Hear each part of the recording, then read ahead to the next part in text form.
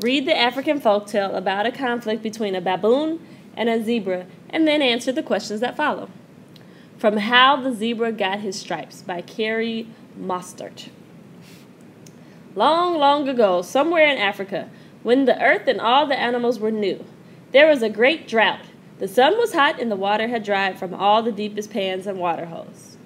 Deep in the green desert, at one of the biggest fountain pools, a large and very irritable baboon, the self-claimed Baboon King, had decided to keep all of the water for himself. "I am Baboon King, and the owner of this water," he declared, chasing off all animals who came that way begging for a drink. As is the way of the green deserts, the nights were very cold, so the baboon made a big fire to keep himself warm. To never feel chilled, he kept this fire burning all the time. Time passed, with many animals wandering to the water, pleading with the baboon for a drink, but to no avail, he chased them all away. All around the green desert grew dusty and dry as the drought lengthened. Many animals made their way to these huge, sweet waters, only to be frightened away by this fire-throwing, self-proclaimed king. But unknown to Baboon, there was one coming who did not appreciate being chased off by anyone. This brave one, who was called Zebra, known for his courage, was on his way home from the Acacia country, a far distance from the big waters and the green desert. The tale of Zebra's coming was told to the arrogant Baboon King by many of the animals who knew of this zebra and of his imminent arrival. Some said he was not far off, only days away, while others said he was still across the far mountains. This they had heard from Eagle, who knew of him. "I am not afraid of anyone," cried the Baboon King in rage, stomping about, throwing dust in the air. "I have fire, and I can fight using my 4 hands and huge teeth." In this manner, the Baboon King would yell at the animals, in retort to their tales of the so-called brave one.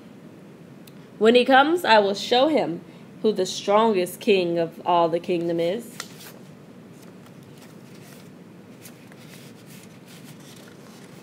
Life went on, with Baboon chasing all the thirsty animals.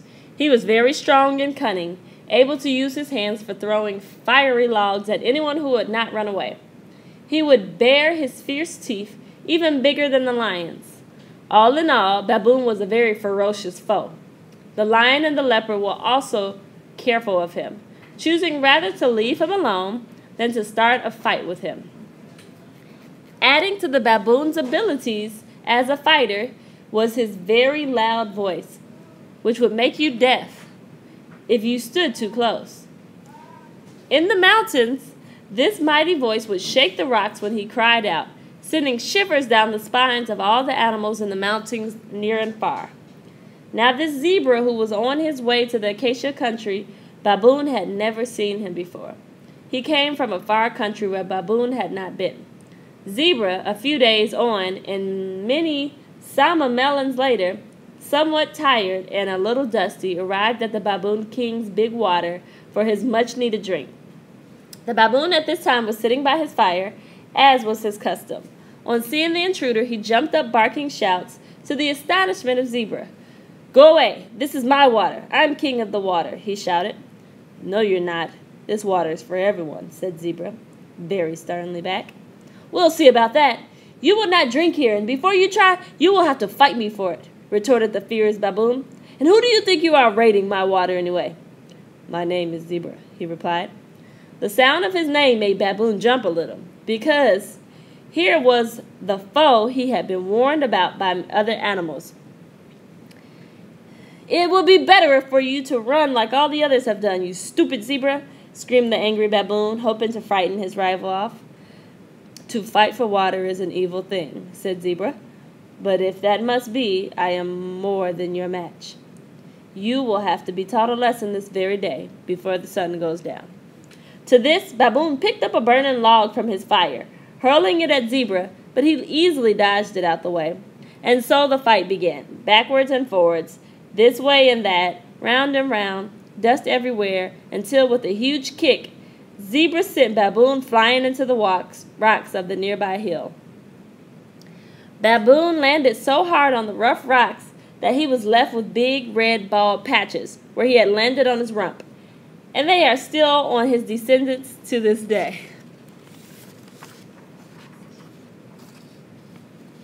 Meanwhile, Zebra, unbalanced by the force of his kick, had staggered into Baboon's fire, badly scorching his beautiful white hide in the charred embers, leaving him full of stripes from head to rump.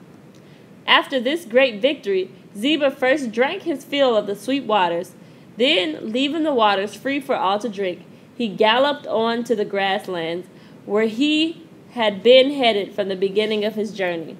From that day on, Zebra's descendants, wondrously striped in black and white, have lived mainly in the great grassland plains of Africa.